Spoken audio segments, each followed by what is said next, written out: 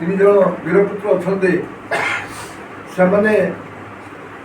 उत्कल प्रदेश गठन कर बहुत साहय करते तेणु 1936 मसीहा पाखर आम उत्कल प्रदेश गठन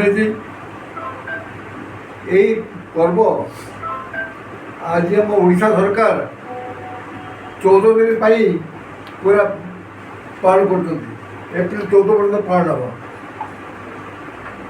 एप्रिल 14 नववर्ष तेणु से नववर्ष एप्रिल 14 पर्यटन पालन होता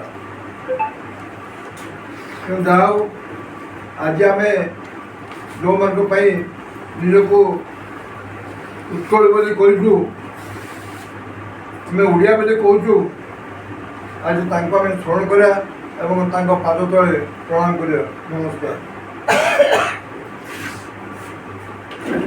धन्यवाद सर।